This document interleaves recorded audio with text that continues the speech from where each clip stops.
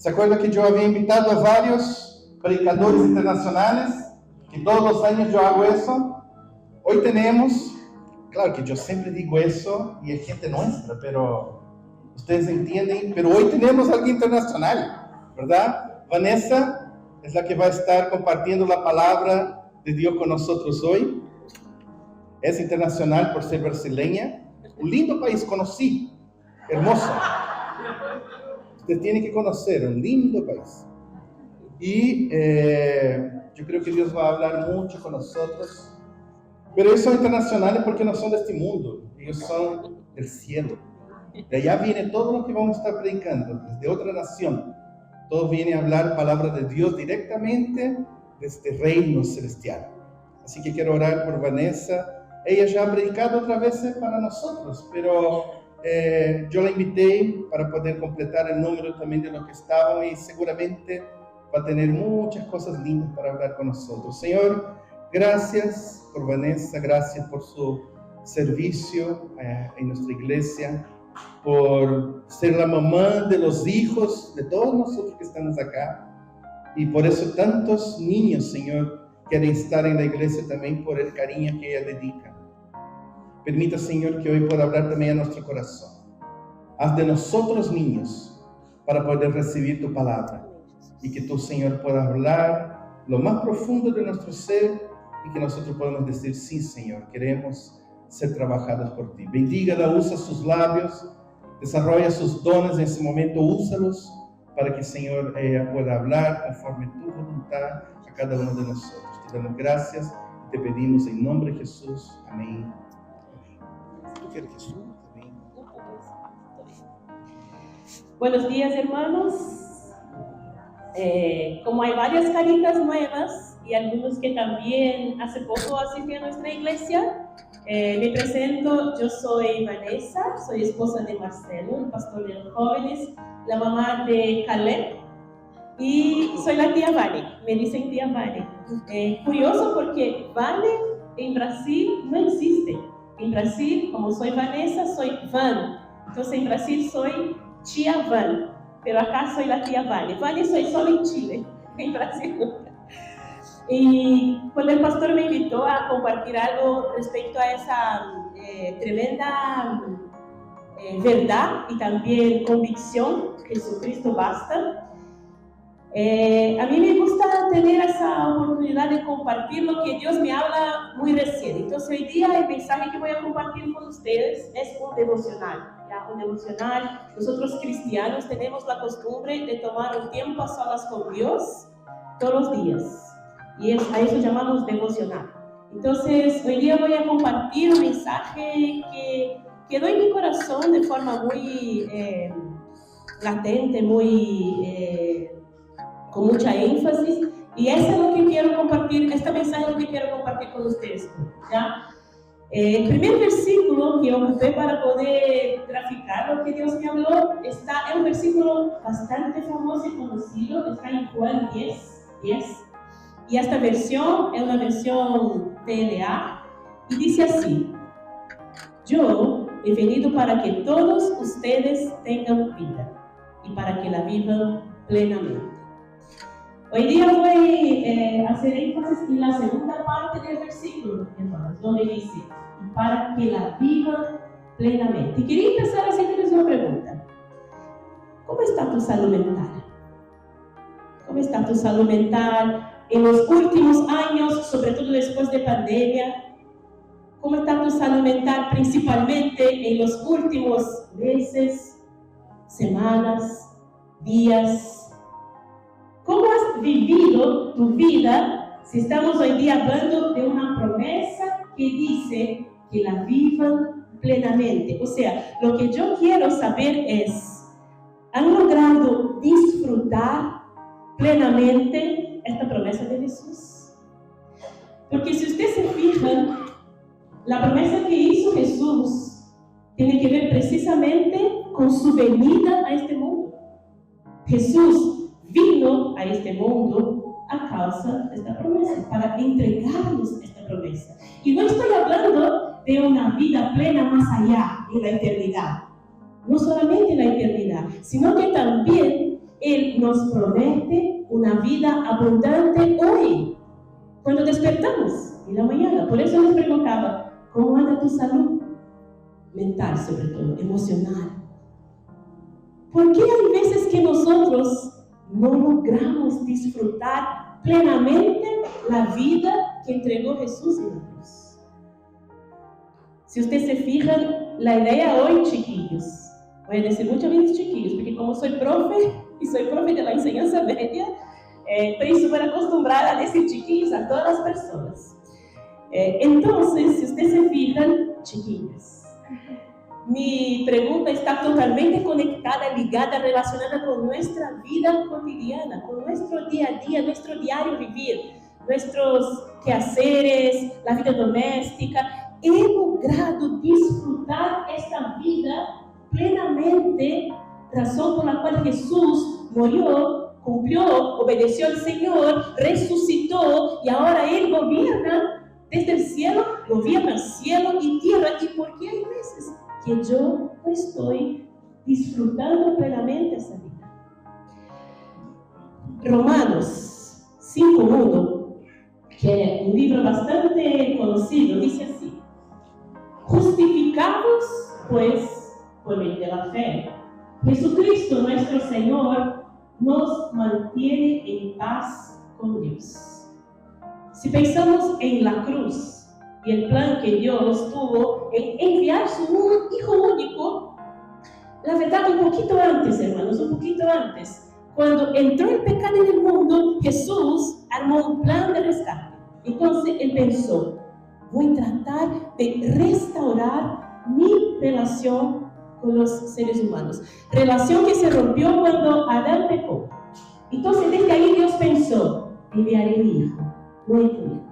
No sé si todos ustedes tienen claro el conocimiento, saben bien precisamente, profundamente, que el hecho de que Jesús tuviera que venir al mundo para pagar por nuestros errores era parte de un plan de Dios. No sé si ustedes tienen claro esta ley espiritual, que es para cada pecado una vida.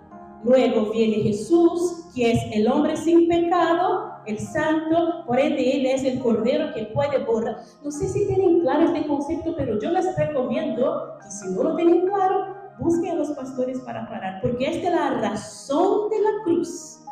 Hay una ley espiritual y es súper importante que nosotros, los hijos de Dios, sepamos clarito, clarito. Como Pedro en una carta, una epístola, un día instó a sus discípulos y dijo, ustedes tienen que estar listos para contestar la razón de vuestra esperanza. Cuando la gente pregunte, ¿por qué usted cree en Cristo? ¿Por qué Jesucristo? Ustedes tienen que estar sumamente preparados para contestar de forma racional cuál es la razón de vuestra esperanza. Por eso yo les recomiendo que busquen a los pastores, Pastor Ida, Pastora Paula, Pastor Marcelo, los hermanos, los ancianos, y pregunten, ¿qué onda? ¿Por qué Jesús tuvo que venir siendo un hombre santo, sin pecado? ¿Por qué murió en la cruz? ¿Y por qué a causa de su muerte yo ahora tengo que...? Eso es súper importante, porque yo voy a partir teniendo en mi mente, por asentado que ustedes sí saben que Jesús es el que... Dani, ¿puede volver al versículo que estaba de Romanos? El que nos justifica, ¿ya? Hay una versión muy antigua, de hecho una versión que uno no logra encontrar de las escrituras en una Biblia física, porque es muy antigua, que ocupa esa palabra justificados de una forma tan genial, porque complementa la esencia de lo que significa justificados. Y esa versión dice así: absueltos de culpa y restablecidos en la amistad con Dios por medio de la fe, absueltos de cualquier culpa. Cuando Jesús vino y entregó su muerte ahí en la cruz, entregó su cuerpo ahí en el madero, era para absolver o quitar nuestras culpas, errores, transgresiones, pecados. A causa de Él, enseguida después de las comas, podemos mantener paz con Dios. Antes no. A causa de nuestros errores, no podíamos acercarnos a Dios. Eso está claro para nosotros, ¿verdad? Pero ¿por qué nos cuesta también entender errores, culpa, pecados, transgresiones. Nosotros no tenemos la costumbre de verdad asumir que erramos, que nos equivocamos, que cometemos pecados. No es parte de nuestra cultura. La idiosincrasia, ya sea chilena, brasileña, no tiene la costumbre de revisar lo que hacemos y decir, ay, lo hice mal, metí las patas, quedó la escoba, como dicen mis alumnos. No tenemos esa cultura. No es parte de nosotros analizar nuestros hechos y decir, uy, me equivoqué acá. No, estoy hablando de Brasil o Chile, e igual. Nuestra idiosincrasia siempre es mantener bien la apariencia, la reputación. Nunca, si me equivoco, no voy a andar ahí diciendo a la gente, hoy me equivoco. De hecho, cuando yo llegué acá en Chile, yo partí dando clases acá en Chile, trabajé acá en este colegio, con Marcelo trabajamos en el Colegio Esperanza, ahora trabajo en el Colegio Meter, y todas las veces nosotros éramos como que entrenados a no revelar o no asumir nuestros errores, porque si no, los alumnos, los estudiantes nos matan, nos comen, nos tragan. Entonces, si yo me equivoco, trato de mantener todo bien. Y me cuesta mucho hacer eso, hermanos, porque cuando me convertí, después que empecé a caminar con Dios, yo aprendí con los pastores que una de las formas que el Evangelio llega a las personas es cuando yo asumo que soy vulnerable, que cometo errores, que de repente me equivoco, me cuesta mucho. Por ejemplo, hoy en día todavía, cuando yo entro a una clase y me siento mal, porque no sé, porque peleé con mi esposo, o tengo un día mal con mi hijo, y los chiquillos me preguntan, ¿profe, estás bien? Yo digo, no, estoy mal. ¿En serio, profe? ¿Qué te pasó? No sé, tengo, mi corazón así, pero tranquilo. No sé si me resulta, si hay empatía, no sé si eso también es como una estrategia de metodología de enseñanza, pero me cuesta mucho como que esconder mi debilidad. Nuestra cultura es así, desde niños. Yo veo a mis alumnos chiquititos y dicen, no, yo no hice eso, profe. Pero si salen las cámaras, mi niño, no, yo no quité el estuche de mi compañero, no hice eso. Entonces tenemos siempre la costumbre de no asumir nuestros errores, pero saber que somos vulnerables y nos equivocamos es clave para entender el sacrificio de Jesús en la cruz.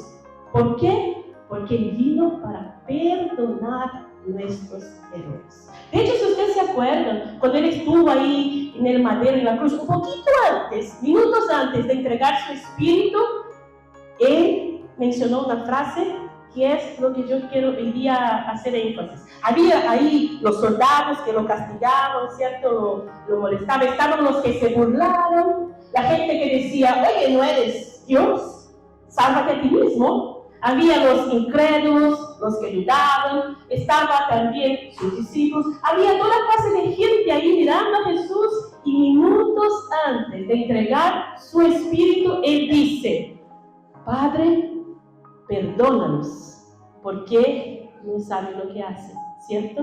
Padre, perdónanos, perdonar nuestros errores. Jesús vino para perdonar.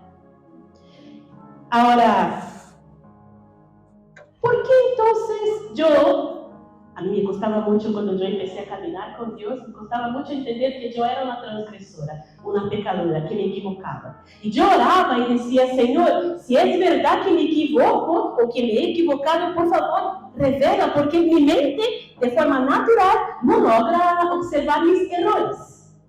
Yo quería compartir otro versículo de Romanos con ustedes. Ahora sí, trae el otro que dice así. Todos hemos pecado y por eso estamos lejos de Dios. ¿Sabe por qué estamos lejos de Dios? Porque todos hemos pecado, pero Él nos ama mucho y nos declara inocentes sin pedirnos nada a cambio. Por medio de Jesús nos ha librado del castigo que merecían nuestros pecados. Dios envió a Jesucristo para morir por nosotros. Si confiamos en que Jesús murió por nosotros, Dios nos perdonará. ¿Se fijan cuántas veces aparece ahí en un texto tan importante el hecho de que Jesús nos haya perdonado? Perdón no es solo una frase, hermanos. Perdón es un hecho. la razón para que vino, porque vino Jesús en la tierra para perdonarnos, no para juzgarnos, no para culparnos, no para apuntar el dedo, sino que para perdonarnos. Entonces, ¿por qué yo no logro disfrutar de este beneficio, este hecho, esta convicción todos los días de mi vida? Varios de ustedes conocen la historia de la mujer samaritana. Esta gente, en el contexto que vivió con Jesús, cuando Jesús vino a la tierra, en este contexto, este pueblo era mucho más fácil para ellos reconocer sus errores. Ellos se identificaban como gente equivocada. Ellos se autodenominaban como vulnerables, indignos, impuros. Por ello esperaban el Mesías. A ellos no les costaba entender, uy, yo necesito acercarme a Dios, porque no tenían la oportunidad de hablar con Dios cara a cara como hizo Adán mucho antes. Adán hablaba con Dios todos los días cara a cara. Y ellos sabían que ellos no podían. Para ellos era claro que algunas personitas así, con pinzas sacadas de la tierra, podrían conversar con Dios, conectarse con Dios. Abraham, Moisés, algunos profetas, pero ellos, gente como nosotros, común y corriente, sabían que no podían hacer eso, no podían acercarse a Dios, estaban separados de Dios. Sabían que eran personas con deudas, culpables delante de Dios. Era más fácil. Para nosotros no. Y yo hoy día, hermanos, quiero invitarlos a tomar esa perspectiva, esa visión que tenía este pueblo en el contexto de Jesús para entender qué importante era ser perdonado. Y por eso elegí la historia de la mujer samaritana. Yo les voy a contar la historia en una versión de la Biblia TLA. Y espero que ustedes puedan hacer conmigo un viaje y pensar en este encuentro. Una mujer impura de un pueblo que tenía mucha, pero mucha enemistad con el pueblo de Jesús. Ella era una samaritana de Samaria. Esta gente jamás se juntaron con los judíos, ni siquiera caminando en una vereda se cruzaban, se apartaban. Era tan fuerte la enemistad que había entre los judíos y samaritanos que hasta hoy, si ustedes se fijan, la guerra que hoy está entre Israel y palestinos, hasta hoy hay como que consecuencias de la enemistad que ya existía entre los judíos y samaritanos. Y la historia de esta mujer empieza así. Los fariseos se enteraron de que el número de seguidores de Jesús aumentaba cada día más y de que Jesús bautizaba más que Juan el Bautista. Y cuando Jesús se dio cuenta de que los fariseos se habían enterado de eso, Jesús salió de la región de Judea y ahí regresó Jesús a Galilea. En el viaje tenía que pasar por Samaria, la ciudad prohibida. Y llegó a un pueblo llamado Sicar. Cerca de ahí, de Sicar, había un pozo que hacía mucho tiempo había pertenecido a Jacob. Cuando Jacob murió, el nuevo dueño del pozo, del terreno donde estaba este pozo, fue su hijo José. Eran como las 12 del día, mediodía. Y Jesús estaba cansado del viaje. Por eso él se sentó ahí en la orillita del pozo mientras sus discípulos iban al pueblo a comprar comida. En eso, una mujer de Samaria llegó a sacar agua del pozo. Una mujer sola, conversando con un hombre malo. Una mujer de Samaria conversando con un hombre a las 12 de mal. Una mujer samaritana conversando con un judío, peor, terrible. Entonces, Jesús entabla una conversación con esta mujer y le dice, dame un poco de agua. Como los judíos no se llevaban bien con los samaritanos, dice la Biblia, la mujer le preguntó, pero si usted es judío, ¿cómo es que me pide agua a mí que soy samaritana? Jesús le respondió, tú no sabes lo que Dios quiere darte, mujer, y tampoco sabes quién soy yo. Si lo supieras, tú me pedirías agua, y yo te daría el agua que da vida. La mujer le dijo, Señor, ni siquiera tiene usted con qué sacar agua de este pozo profundo. ¿Cómo va a darme esa agua?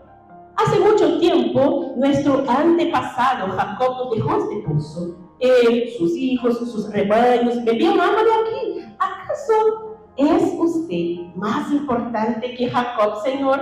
Y Jesús le contestó, cualquiera que bebe del agua de este pozo vuelve a tener sed, pero el que beba del agua que yo doy nunca más tendrá sed, porque esa agua es como un manantial del que brota vida eterna. Entonces la mujer le dijo, Señor, dame usted entonces esa agua para que yo no vuelva a tener sed, ni tenga que venir otra vez aquí al pozo a sacarla. Y Jesús le dijo, ok, ve a llamar a tu esposo. Ve a llamar a tu esposo y regresa aquí con él. No tengo esposo, dijo la mujer. Jesús le dijo, es cierto, porque has tenido 5, ¿verdad? Has tenido 5 esposos. Y el hombre con el que ahora vives tampoco es tu esposo. Al oír esto, la mujer le dijo, Señor, me parece que usted es profeta. Desde hace mucho tiempo mis antepasados han adorado a Dios en este cerro. Pero ustedes, los judíos, dicen que se debe adorar a Dios en Jerusalén. Jesús le contestó, créeme, mujer, pronto llegará el tiempo cuando para adorar a Dios nadie tendrá que venir a este cerro y ni tampoco ir a Jerusalén. Ustedes, los samaritanos, no saben a quién adoran, pero nosotros los judíos sí sabemos a quién adoramos, porque el Salvador saldrá de los judíos. Era una promesa. Dios es espíritu, mujer, y los que lo adoran, para que lo adoren como se debe hacer, tienen que ser guiados por el Espíritu.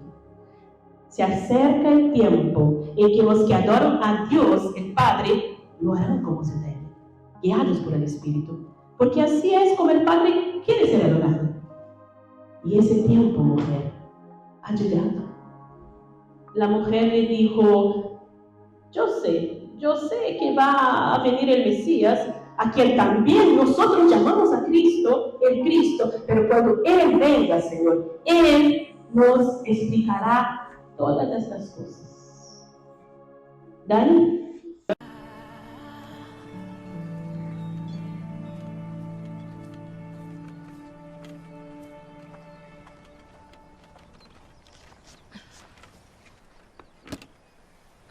¿Me darías de beber?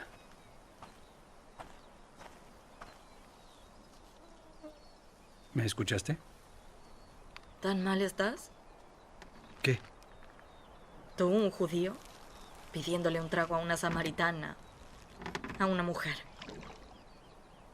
Lo siento. Debí haber dicho, por favor. ¿Sabes que no es seguro que estés solo aquí? ¿Tampoco tú? ¿Por qué no has venido con otros? ¿Y por qué tan tarde en el día? ¿Las mujeres no vienen a los pozos durante la mañana? Sí, bueno. Ninguna quiere ser vista conmigo, así que vengo al atardecer. Con este calor, como amablemente me has recordado. ¿Por qué no quieren ser vistas contigo? Larga historia. Bueno, aún quisiera algo de agua, si no te molesta. Me impresiona lo que una garganta seca puede hacer. ¿No estoy sucia para ti? ¿No te contaminará este jarrón? Quizás algunas personas digan eso de las mujeres, pero yo no. ¿Sí? ¿Y tú qué dices? Digo que si supieras quién soy, tú me pedirías de beber. ¿En serio? Y te daría agua de vida. Daría. Excepto que no tienes cómo sacar el agua y este es un pozo profundo. Además, ¿qué necesitas de mí si tienes tu suministro de agua de vida? Es una larga historia. ¿El agua judía es mejor que el agua samaritana? Eso no es lo que dije. ¿Eres mejor que nuestro ancestro Jacob? ¿El que cavó este pozo? ¿Tu agua es mejor que la suya? Conozco a Jacobo. Pero todos los que beben de esta agua tendrán sed otra vez. Y los que beben del agua que yo les doy No tienen sed nunca más. ¿No sería genial? El agua que yo doy se convertirá dentro de la persona en un manantial de agua que les dará vida eterna. ¿De verdad? Sí, de verdad. Pruébalo. Primero, ve a llamar a tu esposo y regresa. Les mostraré a ambos. No tengo un esposo. Es cierto. Tuviste 5 esposos. Y el hombre con el que vives ahora no es tu esposo. Ah, ya veo. Eres un profeta. Vienes a darme un sermón. No. Usualmente lo bueno de venir aquí sola es que puedo escapar a que me condenen. No vine a condenarte. Cometí errores. Demasiados.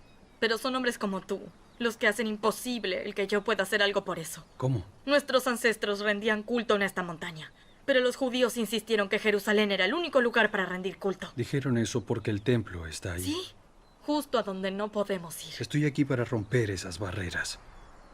Y se avecinan tiempos en donde ni en esta montaña, ni en Jerusalén, deberás adorar al Padre. Entonces, ¿a dónde se supone que iré cuando necesite de Dios? Nunca recibí nada de Dios, pero no podría agradecerle si lo recibiera. A cualquier lugar. Dios es espíritu, y el tiempo se avecina y ya está aquí.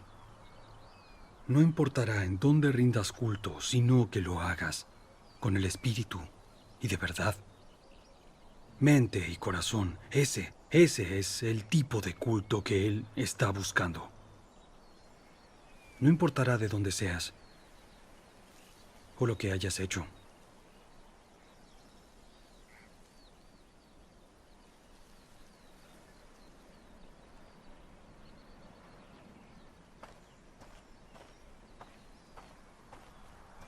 ¿Crees lo que acabo de decirte? Hasta que el Mesías llegue y explique todo esto y arregle este embrollo, incluyéndome, no confiaré en nadie más. Te equivocas cuando dices que nunca recibiste nada de Dios. Ese Mesías del que hablas, ese soy yo. El primero se llamaba Ramín. Eras una mujer de pureza, emocionada por casarse, pero no era un buen hombre. Él te lastimó y te hizo cuestionar el matrimonio, incluso la práctica de tu fe. Ya basta. El segundo fue Farsad.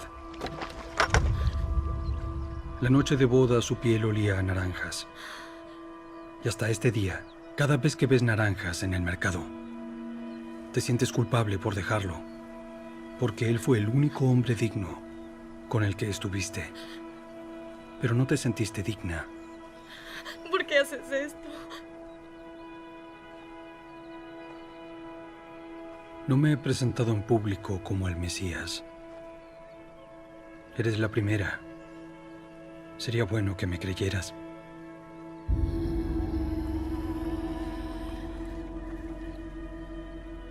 No soy la persona indicada. Vine a Samaria solo para conocerte.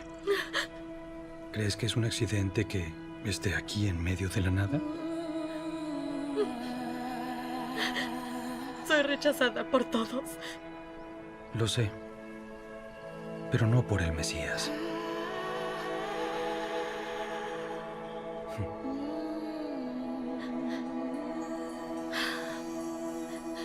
¿Y sabes todo eso porque tú eres el Cristo?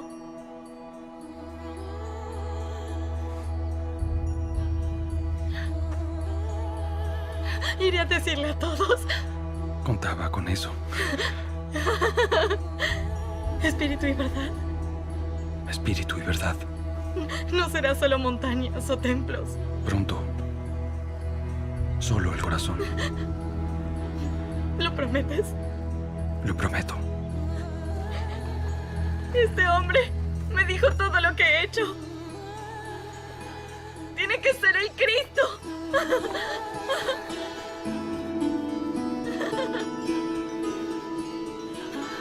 Oye, espera. ¡Tu agua! ¿Olvidaste tu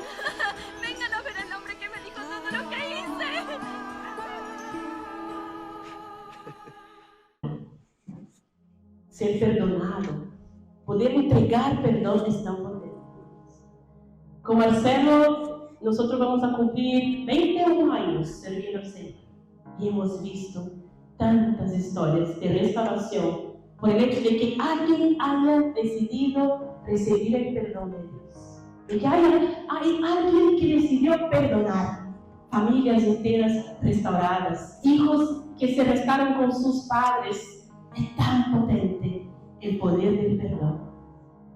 Nosotros el viernes antepasado también volvimos a vivir la tremenda experiencia que es alguien disfrutando el perdón de sus pecados. Tenemos un grupo en nuestro colegio, somos encargados de un grupo de acción cristiana. Y hay un niño de primero medio, chiquitito, así andaba siempre muy agobiado, atormentado, tenía varios episodios de intento suicida y él empezó a asistir a nuestro grupo. Y nosotros le compartimos el perdón de Jesús. Y cuando terminó la clase, Marcelo hizo la clase explicando por qué Jesús tenía poder de perdonar y por qué Él vino al mundo, a la tierra, para perdonarnos. La pregunta que nosotros hicimos a los chiquillos fue: ¿te gustaría experimentar este perdón de Dios y tener una nueva oportunidad? ¿Te gustaría? Y él dijo que sí, que gustaría. Hermanos, ustedes no saben cómo fue potente ver a este chico la semana siguiente. Su carita había cambiado. Empezó a hablar, se escuchaba su voz. Él, que era tan tímido, que nos decía que vivía atormentado por sus pensamientos de muerte, se acercó a los populares del colegio para jugar ping-pong. Este viernes, cuando volvimos a reencontrarnos con ellos, porque las sesiones son todos los viernes, él entró al salón saltando como un niño, como esta mujer. El poder del perdón. Jesús vino a esta tierra por ustedes, para perdonarlos. Cuando la mujer escucha a Jesús decirle: yo vine a Samaria por ti, vine a esta tierra por ti, es lo mismo con nosotros. Él salió de su lugar de divinidad, el ser divino se hizo hombre y vino a esta tierra caótica, confusa, sucia, hedionda, por ustedes, para entregarnos el perdón. Cuando Dios decide perdonarnos, Él renuncia a su posición de fiador, acreedor, y Él al mismo tiempo nos libera a nosotros de nuestra condición de deudores. Delante de Dios ya no somos culpables a causa de Jesús. Y esta es libertad. Por eso yo quiero finalizar, hermano, con la pregunta que empezamos hoy. ¿Por qué hay veces que no disfrutamos, como esta mujer que salió predicando? ¿Por qué no disfrutamos el hecho de que Jesús vino para liberarnos de nuestras culpas? Porque hay solamente, hermanos, dos caminos para los hijos de Dios. No sé si a ti te pasa, pero a mí me pasa que cuando yo despierto en la mañana, cuando recién abro la puerta de mi pieza, hay una maleta ahí, un paquete de cosas esperándome. Ansiedad, temores, preocupaciones demasiadas, expectativas frustradas. Todos los días, en la mañanita, cuando despertamos, ahí están los pensamientos que nos tienen abrumados y abrumados. Todos los días. Temor del futuro, si me van a echar, qué va a pasar con la política de Chile, la parte económica de mi país, la benzina va a subir, no va a subir, qué va a pasar con mi hijo que anda solo por las calles, van a entrar a robar a mi casa, asaltarán a mi esposo trabajando, un diagnóstico malo, mi salud, todos los días. Alguien que yo hice mal, hice una maldad, no debería haber hecho. ¿Por qué hice eso? La culpa. ¿Por qué no lo hice? La culpa. ¿Por qué no soy tan buena madre? La culpa. ¿Por qué mis hijos no sirven a Dios como a mí? La culpa. Todos los días.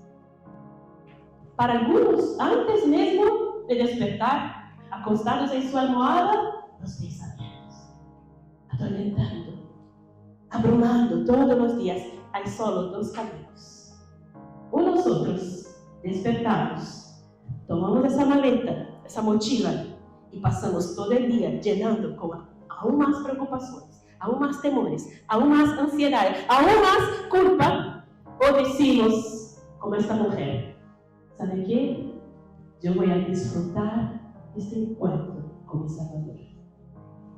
Tengo media hora me siento contigo, Jesús. Tengo 15 minutos mientras voy manejando a mi trabajo. No voy a alimentar mi mente con tantos pensamientos malos. ¿Sabe qué? Voy a adorarte, Señor. Voy a alabarte. Necesito sabiduría. No voy a llamar a mi vecina, a mi primo, a mi hermano. Voy a abrir la Biblia y voy a escuchar qué es lo que tú tienes para decir. Hay dos caminos. O alimentamos todo este paquete de cosas terribles que no van a desaparecer. Ojo, no desaparecerán. Seguirán ahí. Quizá aún más. Pero yo decido disfrutar plenamente la vida que mi Jesús entregó en la cruz por mí. Acá en la iglesia hay un niño, el Max, y siempre cuando él ora, él empieza su oración así: hola Jesús, ¿cómo estás? Así él empieza. ¿Qué te parece hacer lo mismo, hermanos? Disfrutar el beneficio, el hecho, la convicción de que con Cristo podemos tener vida plena y todas las mañanas tomar un tiempo a solas con Él y decirle: hola Jesús, ¿cómo estás? Quería escuchar tu corazón. ¿Saben qué? Tengo una mochila con un montón de preocupaciones. No sé qué va a pasar con mi hijo, con mi hija. Me preocupa mi trabajo. No sé qué va a suceder con mis padres. No sé, pero yo no quiero hablar de eso hoy. Hoy quiero solo estar contigo, Jesús. Solo disfrutar de esa vida eterna que yo puedo vivirla hoy. Una canción para adorarte, una oración para agradecerte, un momento solo para escuchar tu voz. San Mateo, y para finalizar, 6, 31 a 34, nesta versión que trae yo, dice así: así que no se preocupen diciendo, ¿qué comeremos? ¿Qué beberemos? ¿O con qué nos vestiremos? Los paganos andan tras todas estas cosas, pero su Padre Celestial sabe que ustedes más necesitan. Más bien, busquen primeramente el reino de Dios y su justicia. Entonces, todas estas cosas les serán añadidas.